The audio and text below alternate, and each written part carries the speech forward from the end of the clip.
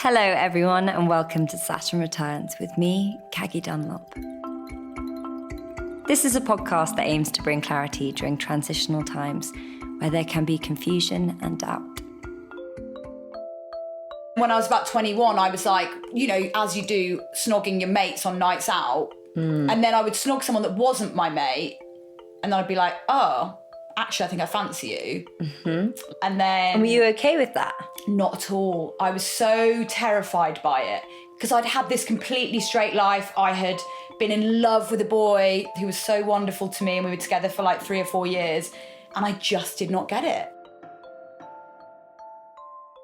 In this very exciting episode of Saturn Returns, I am joined by a dear friend of mine, Harriet Rose, who is recently the new Kiss FM presenter.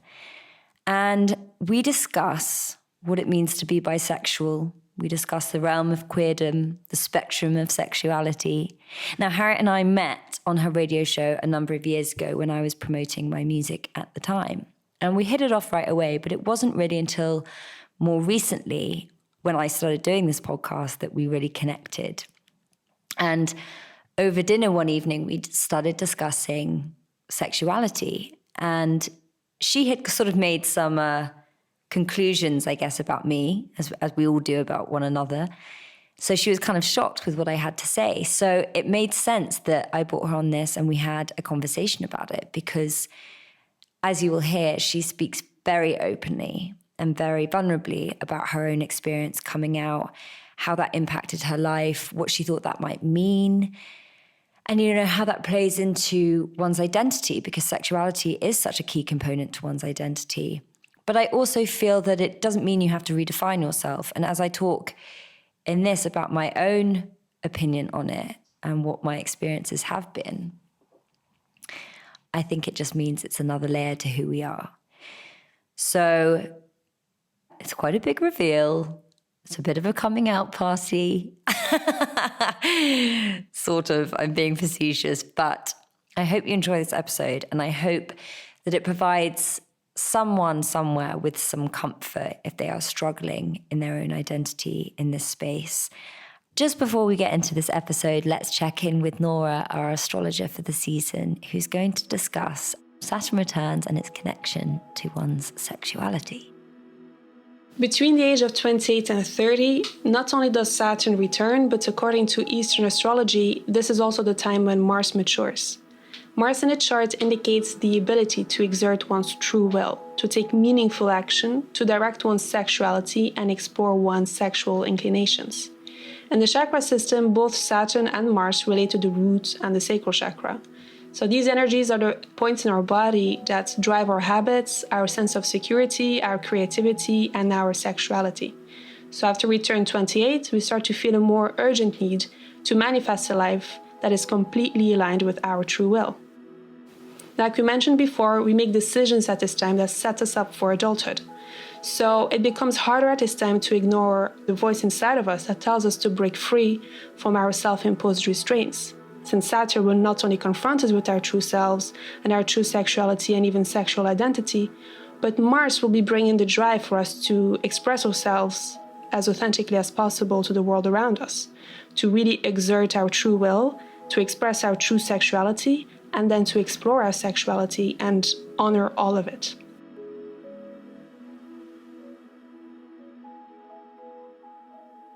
I've done a lot of crying over the last week, just on my own. Well, just happy crying. Tears. Yeah, but also love overwhelmed. happy tears. Overwhelmed tears, you know. Because you're having to get up at 4 a.m. every day. Yeah, and like I had a few drinks on Friday, and I woke up Saturday, and I had to have a bike ride to this local pond near me, and I just sat and cried whilst looking at the pond like I was in an Adele music video. It was great. I do that all the time in Hyde Park. Oh, so hit up anyone who lives near Hyde Park. Go and check it out. Caggie could be there at any time, crying her eyes out. I'm not telling you the park that I go to. We all have our own park. We all have our park that we go and whimsically cry and feel like we're in a music video. 100%.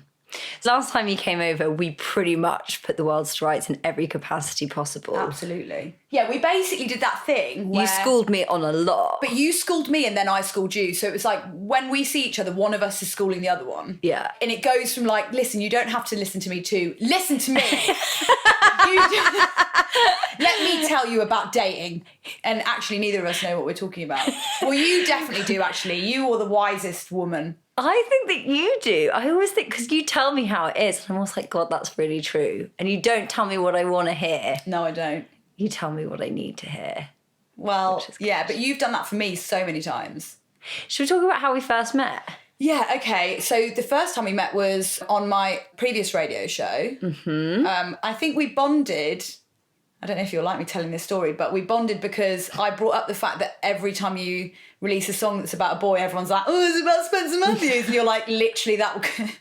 Thanks for bringing it up again. Yeah, it's literally 52 years ago, but no, it's not. And we had a lot of lols about that. So I think we kind of bonded and then... Yeah, that's true. And then... It was during lockdown then when we suddenly... Oh, yeah. That's when we properly, became friends, is when I started listening to your podcast, and because I'd just broken up with someone, I was just listening to you tell me how to unbreak my heart, as Tony Braxton. That's quite good. Thank you. Tony Braxton's finest.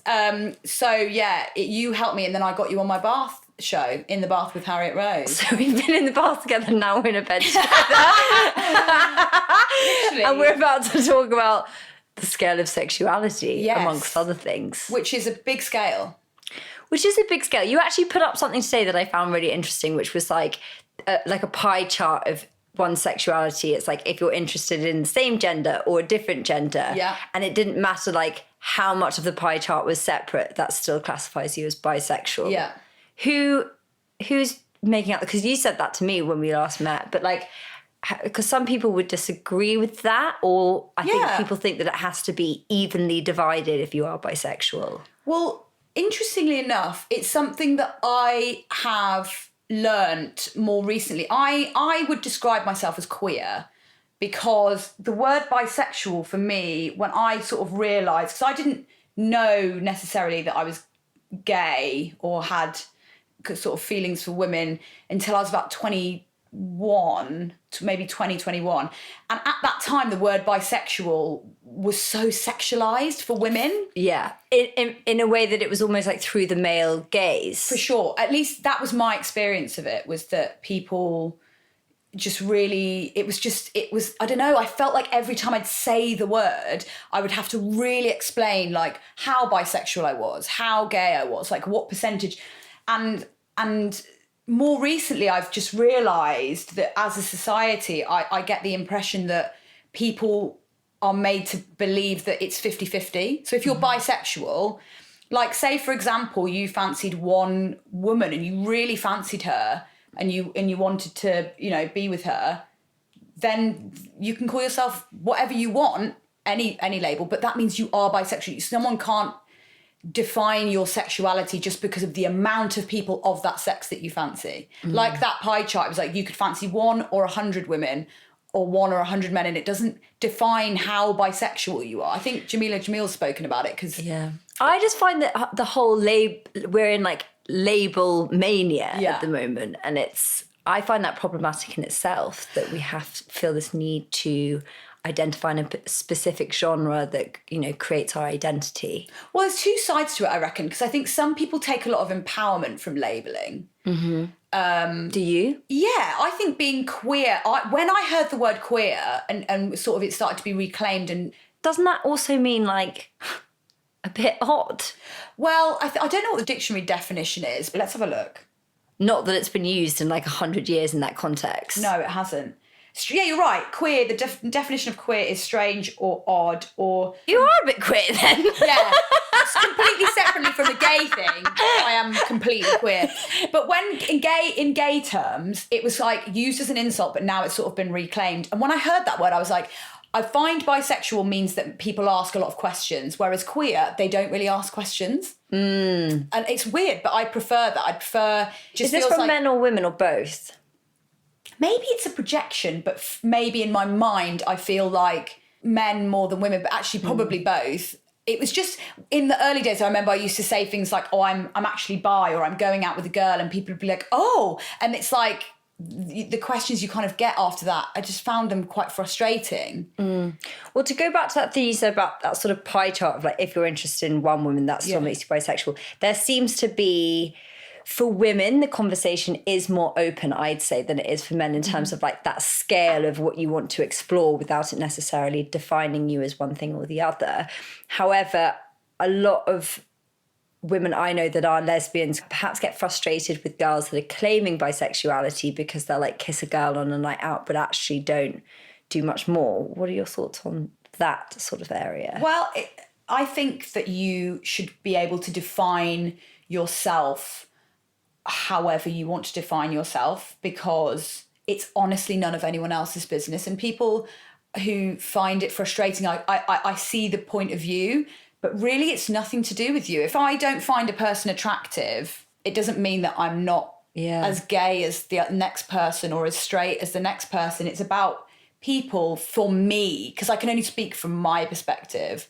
I just think there's a lot of danger in telling other people that they're not something that they feel that they are, because I think that's what's been happening over time, because I think it is unfair to like pretend, for sure, but to go on a date with somebody because you want to try it out, I think is okay. No, I don't know. I don't know, because I'm someone who didn't know, and then I found out, and then I knew. Okay, so I want to talk to you about that, the origins of queerdom. The origins of queerdom in Harriet Rose as well. That's a great film title. This sounds like the new Lord of the Rings. The origins of queerdom with Harriet Rose. I definitely had moments of queerness when I was younger. Like what? That I didn't really notice. Like I remember saying to my mum once, she walked in the room and I was watching T4, which is, for anyone listening that doesn't know, like a TV show about music from like 10 years ago. What we used to watch growing up. Yeah, amazing. And Christina Aguilera was doing a performance, and I remember my mum walking in and I went, "I think I find Christina Aguilera attractive." And she just went, "Yeah, that's fine." And then walked out again. And I was like, oh, okay. And so I didn't even think about it. But were you saying it in a way like, this is coming up for me and this is feeling weird? Yeah, I was kind of like, oh, like I feel like weird feelings towards Christina Aguilera. I mean, was it Genie in a Bottle? Because I get that. It was either Genie in a Bottle or Dirty, can't remember. Of course it was with you. Either or would work. And one of my best mates, we used to practice snogging on each other, but it was that was never really. I didn't think of it like in a sexual way. I just thought it was practicing snogging. And then I think a lot of girls do that regardless. Yeah, exactly. Yeah, but in retrospect, I was like, well, maybe. And then when I was about 21, I was like, you know, as you do, snogging your mates on nights out, and then I would snog someone that wasn't my mate, and then I'd be like, oh, actually, I think I fancy you. Mm-hmm.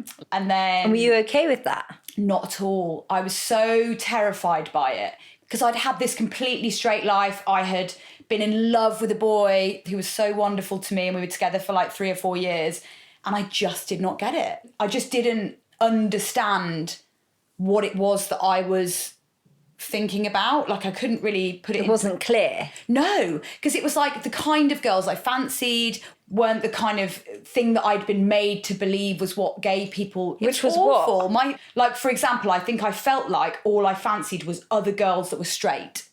And so I was like, how am I going to be gay if I only fancy girls that seem to be straight? Was that because you didn't actually have a big gay community, or that they just happened to be the girls that you fancied? They just happened to be the girls that I fancied at the time.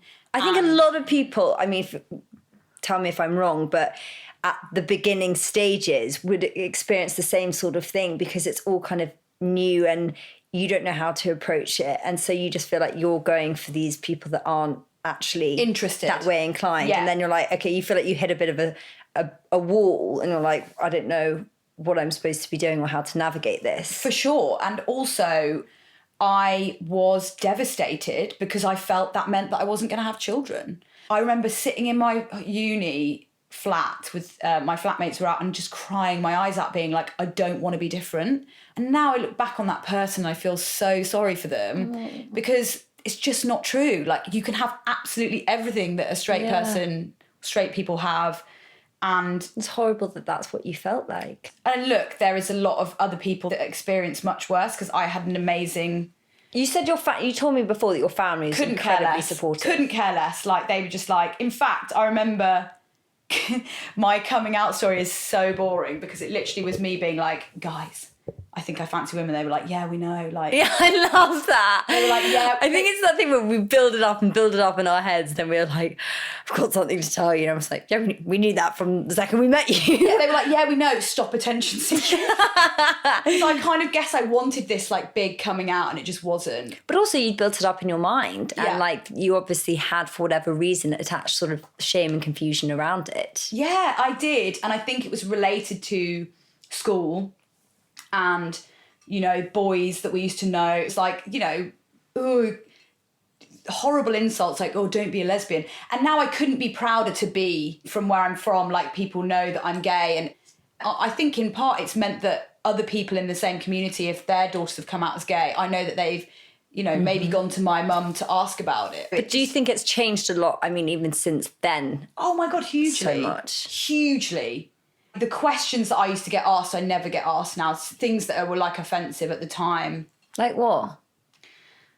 I remember being on a shoot once before I became presenter, and I said, oh, my girlfriend. And they went, oh my God, I thought you meant like girlfriend, like gay. And I was like, I do. And it was just like moments like that would happen all the time. But I mean, you know, you can still get it now. Like, I remember recently, like a few months ago, I was on a date with a girl, and somebody walked past and said something along the lines of, oh, can I get involved? And I said, no, thanks, mate. And he got really angry and was like, you disgusting lesbians. No. I think he was just drunk. And honestly, if I think I had a conversation with him today, he would be really embarrassed about what he said. In that moment, his ego Fractured ego, I was going to say, he got a little bit bruised. But again, I come from a very privileged position, and I've really not experienced very much of that. But that kind of thing is probably, like, it does happen, you know. And it's changed so much now. And so I sort of came out at the time, fell in love with a straight girl. I think most girls have to fall in love with a straight girl to initiate.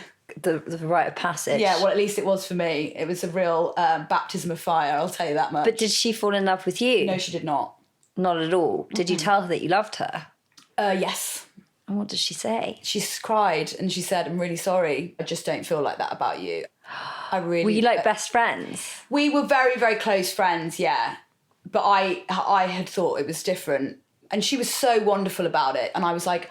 this sense of relief that I'd been holding this burden for so long. Yeah. And then it was out. And then once that happened... It didn't even matter, like, the response. It was actually just releasing it. Yeah, it was like, I almost knew the answer. I almost knew because it hadn't happened. So I was like, this is the right thing. And it was wonderful. And we're still friends now. And it's also just... it was an opportunity for you to speak your truth and step into that vulnerability. And I think when we allow ourselves the grace to do that, we forget that the victory comes from doing it, not from the response of the other person. And it's really weird, but it's a bit like when you break up with someone. It's like when you don't text them back, when you don't look at their Instagram story, there is that excited feeling of like you're winning. And it's the same as like stepping out into that vulnerability and being like, oh, I love you. And it was like early, you know, to do that as my first gay move. It's a big move. It was like big moves, and also like, well, if you can do that, exactly. You'll be fine ripped now. off the Band-Aid, and then it's like, okay, let's go. Yeah. And then what happened? Oh, how did you go from like finding girls that were only straight to then actually finding ones that weren't? Good question. That gave me confidence to be like, oh, okay, you can let go of that now. That's been holding you back, because it was holding me back for quite a long time. Then I left uni and met my first girlfriend like almost immediately. And we didn't go out for very long, but she was great. She's lovely, but we didn't work very well together. Mm-hmm. So once you just pop the bubble, how would you... You were going to say pop the cherry, weren't you? Then you tried to veer away, and then it just made it so much worse.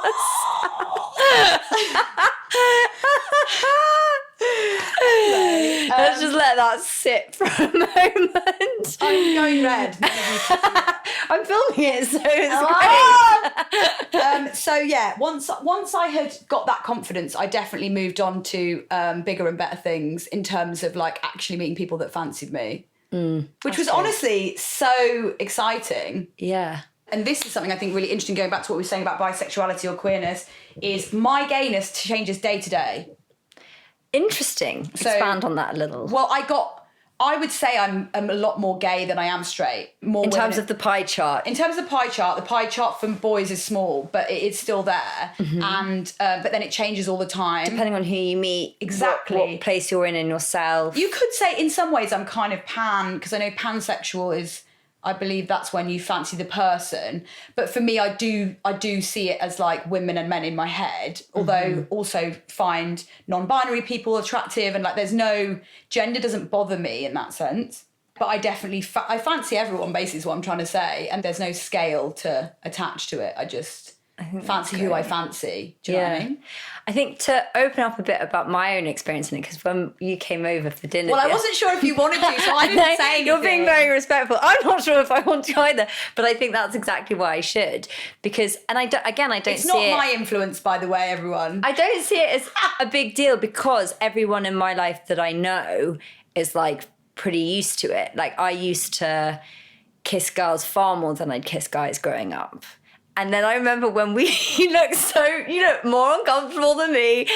And then when we had dinner, you were like, I think you're straight as an arrow or something. I did not think, and that is a complete, awful judgment on my part. But I just said, I just had it in my head that you were completely straight.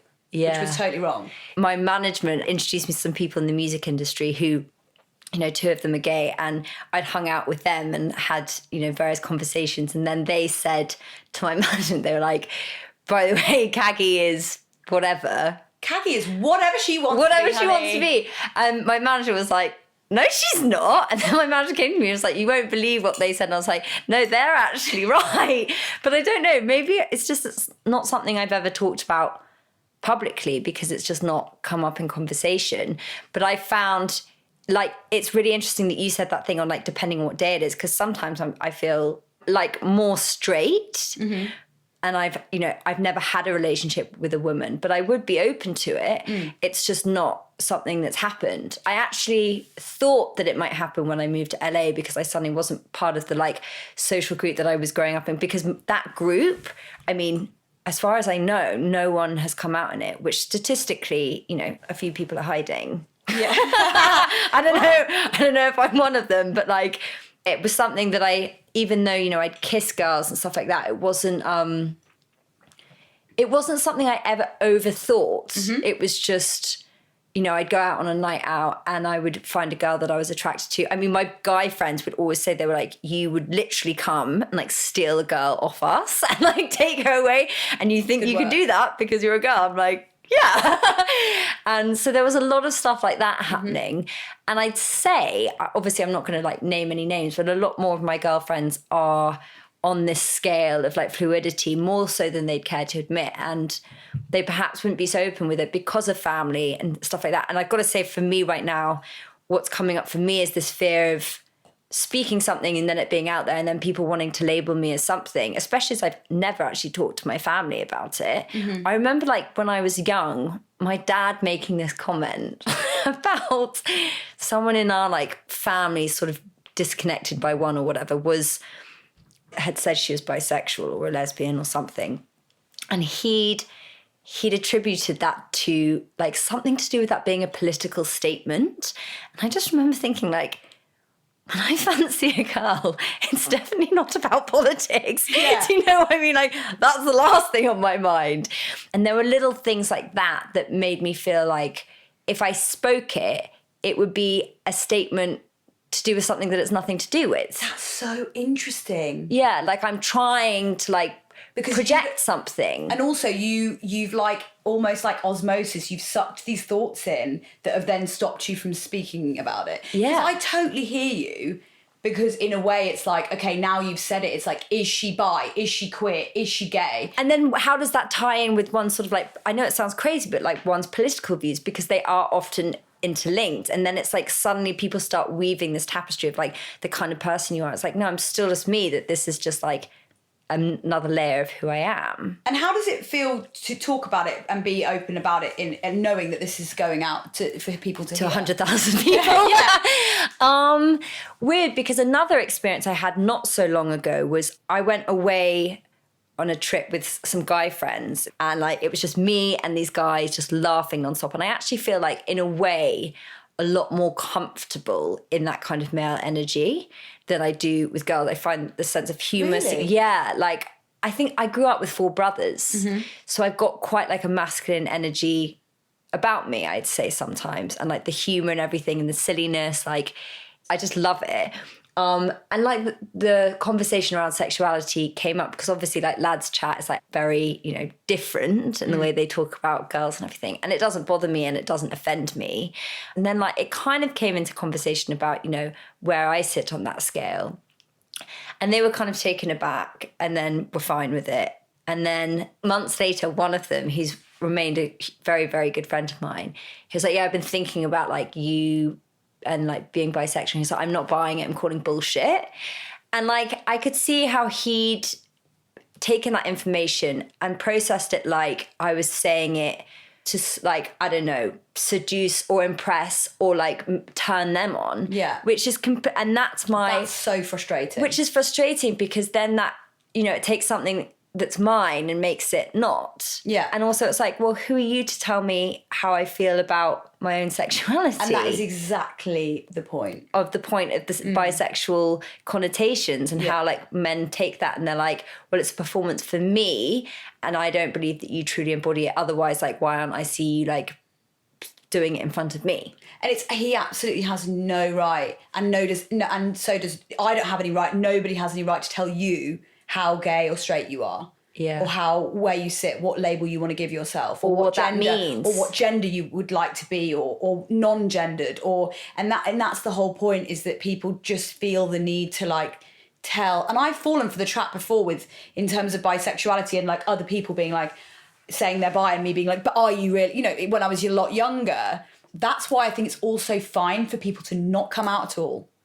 Yeah, because on the flip side of that as well, and this is probably where my reluctancy lies, is people then suddenly getting on the bandwagon of making like their own personal statement about like how they identify and like do you know what I mean? And it becomes this whole like thing in itself, which I don't necessarily want or need or feel. For yourself, you mean? Yeah. Because realistically, it's nobody's business. Exactly. But if you... So that's why I'm like, had the sort of slight hesitancy to talk about it on this. But my reasoning for doing so is not to try and make a statement about like how I want to come across in any kind of way other than give people the freedom to feel the same about themselves. Exactly. And also the truth. Your experience is also really valid, because I had this similar thing when I came out of a lot of men and female friends of mine actually as well, saying, don't worry, I think it's a phase. Who's worrying? Like, what's happening here? Yeah, how insulting though. I don't blame them. It's society at that time, you know. It's like, it's not a phase, it's a changing day-to-day feeling of who you find attractive. Yeah. You know, I've definitely felt in the last few months like more interested in maybe going on a date with a guy than I have been for a while, because I haven't actually dated a man. But it's great that you're years. in tune with that and that you allow yourself, you know, that freedom and flexibility. I think there's like a massive shift that's happening, but we would all be a lot more open to that than I think people let on. Yeah. The only experience, well, not the only experience, but when, like I said, in LA, I kind of had this thing of like, okay, this is going to be the time to do it. Yeah. And I tried, but it didn't. Interesting that you said that thing of like girls didn't fancy me, because I also like girls didn't fancy me. And I went on a date with this one girl and I literally thought I was in love with her. I was like, oh my God, this girl is incredible. Did she know it was a date? Well, I thought she did, but I don't think it was one of, because again, it's like, it could so easily be a date if it's mutual, but then it can very quickly be like, oh, this was just in the same way that it could with like a heterosexual situation. Yeah. And it was very intense in terms of like the emotional side of it. Like she really opened up to me. And like, I think at the end of it, she told me she loved me, which is very classic. Why does that happen to you all the time? It really does. does. Honestly, I can't get people to go on a date with me, let alone tell me they love me at the end of the first meeting. But then the next time I met her, she was like introducing me to this guy that she was seeing, and I was so heartbroken. And then I kind of like retreated a little bit. And then, yeah, I just kind of have like given up. I think you can help me with this, because I think there's a fear. When I first realised I was gay, I was so terrified of sleeping with a woman. For sure. Terrified. But a lot of girls say to me who have like thought about sleeping with women or being with women, is they are really scared of it happening because they just don't know what to do. Because they don't know how to physically do it. Yeah, but actually, like, logically, that makes no sense. Like, really, for a lot of people, because if you are in tune with your own body, you'll be able to tune yourself with another person who's got the similar body to you. I can't believe we're having this conversation, by the way. I just had a moment of like my mum listening to it being like, oh, God, what is she doing? But I'll say on that front that, yes, I agree. But also I think my fear around it was like, because I'm curious, you know, and I think the female form and aesthetic and like beauty is the feminine, you know, and that's something I've always, from like a really young age, like I was always obsessed with models, like obsessed, and knew all the supermodels' names and like knew who was the like next new big face and stuff, and just like the female form and everything.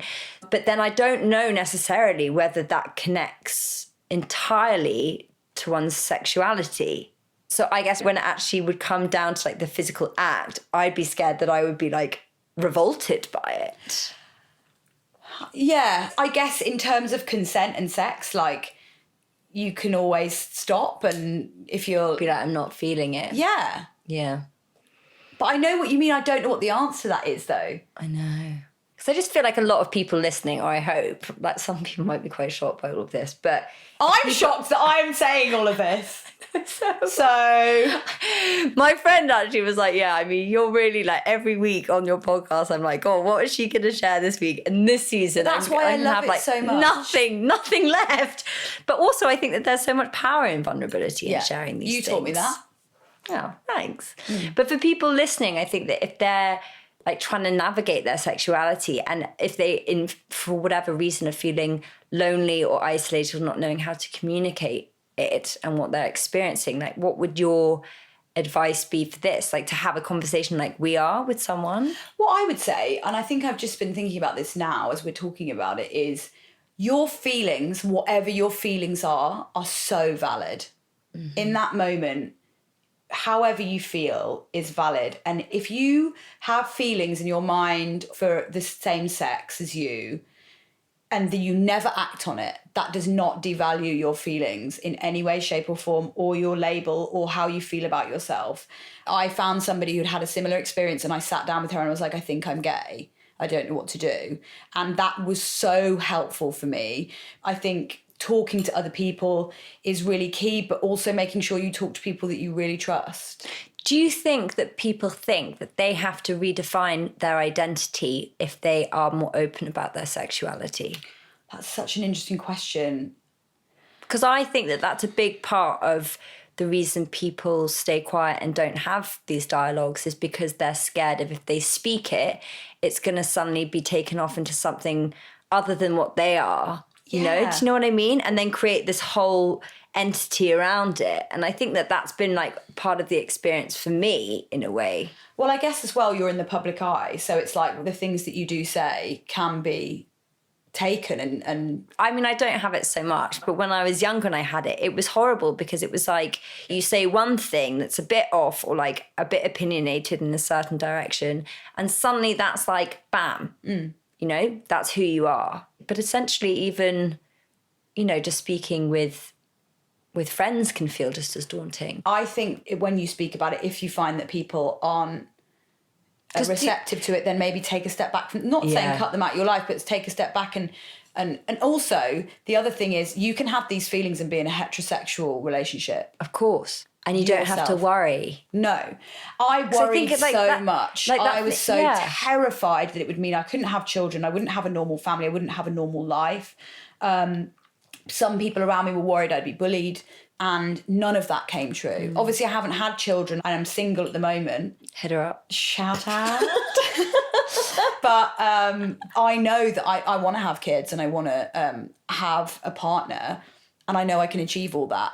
I just hope that people can feel a sense of community that is open and willing to listen and wants to surround you and respect you and see you and hear you. Like us talking about it on this podcast, I hope you can feel a sense of link with us, that if you have these feelings, even one person that you fancy or 10 or whatever, doesn't matter, you can feel part of a community. Without feeling like you have to completely redefine yourself. Absolutely. Like recently, I snogged a boy. I was like, wow, like I really loved that. And even for me, I was like, oh, well, there you go. Back into your life. Boys have come back in. Like, It's just fancying people. It's all about the energy that person gives off. Because you can find someone aesthetically beautiful or attractive and meet them and be like, God, our energies are like polar opposite. Yeah. And then you can meet someone that you actually don't find like physically attractive, but you're like, wow, there's like a really intense energy between us. Exactly. But ultimately, I want someone that's able to meet me with like honesty, integrity, and kindness, and show up in that way. And that's worth waiting for. And when it comes, like, you know it, because energetically it feels totally fucking different. And I've had that. I've been lucky enough. The thing that I've learned this year is that we kind of get told, you'll meet this one person and you'll be together for the rest of your life. And if you don't have that, there's something wrong. And actually, I think there's so much to be said for having meaningful relationships, and they still mean as much as they did, even if you end. Yeah. And actually now I look back and I'm like, I'm so lucky and grateful that I've been in love and I've loved that person so deeply. And they've loved me back. Yes. Every connection I think is valuable, even if it is like short-lived. And essentially a relationship is a teacher. Like, you're going to mirror each other and you're going to grow together. You taught me that as well. I taught you a lot. When I was going through my most recent breakup, I was listening to, I can't remember who you were on the podcast with. Was it my solo? I think it was your solo breakup episode. one. Yeah.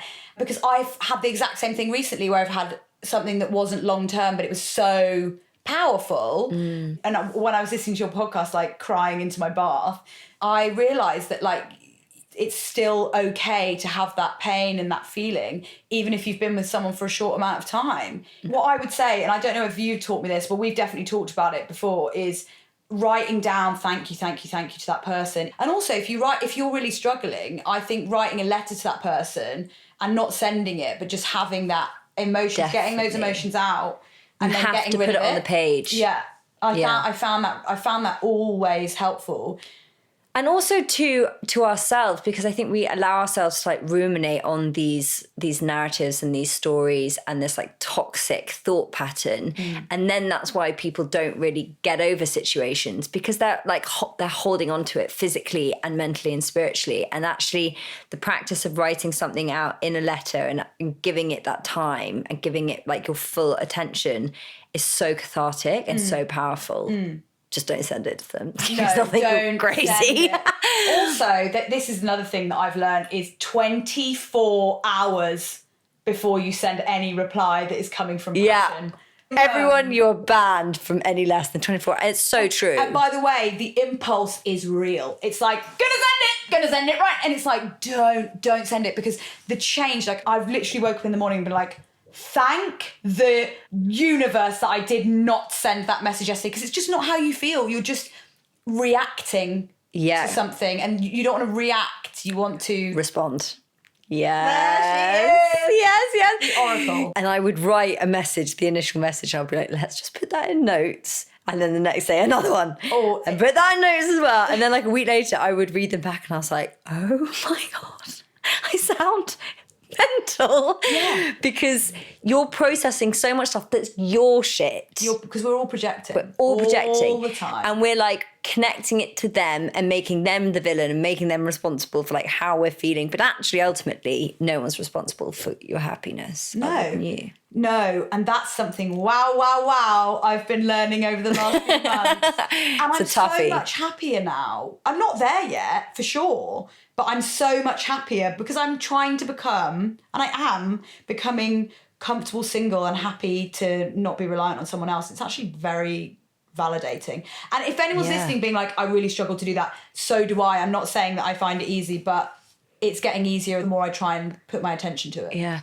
But then occasionally I hear comments that people make that are sort of like very ancient sort of conversation around like what women should be doing at a certain age. It sounds so archaic. And I'm like, really? I've had people even message me being like, 28, I'm still single. What do I do? I was like, wrong audience, people. Like, I think that is such an important thing to raise because all my life I thought that I was going to be engaged at 30. I thought I was going to be doing X, Y, and Z. I cannot tell you how liberating it is to realise that that is utter nonsense. And everybody's time comes when it comes. And if it happens in this way and it happens in that way, it doesn't matter. Like, do not listen to that. If anything, turning 30 was the most exciting thing in the world because it liberated me from achieving those shackles of society. Yeah, and like in terms of my career, I've worked really, really hard to get to where I am, and I'm now doing my dream job. We're both 31, and I feel like over like our Saturn return and this, like now where we are, we're like in a good place independently in ourselves, and it's hugely empowering actually. My friend Daisy said to me on my 31st birthday, she was like, babe, strap yourself in because this is the best one. And honestly, my life has got better year on year because I remember I had a meeting when I was like 25 where people were like, oh, you need to hurry up. And that is the problem. It's other people. It's not you. It's not you. And it's irrelevant. And that's how people get stuck in the wrong relationships or the wrong job or the wrong whatever. Because you think, I haven't got time, but you've got so much time. Got time. And also, being happy is much more important than not being single. Yeah. And that's the same, I guess, linking back to being, you know, your sexuality and stuff is you could be 65 and decide you want be completely gay now. Like it's not, there's no rules. Time like the present, honey. I hope people listening take from this episode as like an invitation and an opportunity to just feel whatever they're feeling and to express that. If anything, I've been more welcomed for being open about my sexuality, and I almost talk about it more than I probably should because I want people to be able to feel comfortable with people being open about things like that. You know, because when you are your truest authentic self, then you will find like vibrationally find the right people that meet you there. Yeah, and I'm just grateful to everyone who's come before in the queer community that's paved the way, like Marsha P. Johnson and all the people that fought for the rights that we now have to be able to be unsure, experimental, curious. And I also curious, exactly. And I also really want to say in terms of bisexuality and because I can only speak from a female perspective, but I do also feel that the stigma that is attached to men being bisexual has to go. That's really interesting because for women, we seem to be allowed to be fluid on the scale, whereas with men, it's like, oh no, you're gay. It's something that really troubles me. Needs to have more of a conversation around it. Yeah. I don't know. I've met a lot of men and I've hung around with a lot of men who definitely are that way. And I try and surround myself with people that are open and fluid with their gender and sexuality. And I'm not telling anyone that they're wrong. I'm just saying open-mindedness would be so much more productive. And powerful. I love that. Thanks, babes. Well, thank you so much for coming on talking about this. I think this is going to be really amazing for people listening, I hope. We've both shared quite a lot. I trust you so much, and I feel like in these moments, being open and vulnerable, as we've discussed, we are all the way through our lives. And I think, you know, I listen to your podcast and I gain a lot from it. So I hope somebody, like one person, is maybe feeling good about themselves from it. I don't know. She's terrified. I'm terrified. All right. We love you. Thank you. Thank you. Bye. Bye. I really hope you enjoyed this episode. I love this conversation with Harriet. And, you know, there are a couple of moments when I was listening back, I was like, do I really want to share that? But she shares a lot as well. It was a big share party. And Yeah, I think it's just a really interesting conversation to be had. And I hope that it inspires some thoughts within you guys listening, because we do live in a world where it's labels galore. Like everyone wants to categorize themselves and other people as a sort of form of safety. But, I kind of sit on the other side of that. I think that we don't have to, and we are who we are for ourselves. And it's just all about being able to be authentic and truthful to what our desires, our needs, our personalities, everything. And to feel safe and seen and a sense of belonging when we can be our full selves. And I think that that is the complicated thing with sexuality, is people feel that they might not be accepted for who they are. And I hope this encourages you that you will be accepted for who you are, and you will find your tribe. They might not be immediately around you right now, but I promise you, you will. And when you step into that space of authenticity and vulnerability, you'll find the right people. So on that note, if you have any thoughts, questions, queries, you can get in touch with me or Harriet at I am Harriet Rose on Instagram. I'm at Caggie's World. We now have a Saturn Returns Instagram account, which is very exciting, which is at Saturn Returns Podcast. And if you would like a reading from Nora, you can find her at Stars Incline. I really appreciate your messages and your feedback and hearing from all of you who have listened. This podcast has been shared through word of mouth and through you guys recommending it. So thank you very much, and please continue to do so. If you do like this podcast, I would also appreciate it if you could give us a 5-star review, because that really helps us get discovered by more like-minded people. Saturn Returns is a Feast Collective production. The producer is Deborah Dudgeon, and the executive producer is Kate Taylor. So until next time, everyone, thank you very much for listening, and remember, you are not alone. Goodbye.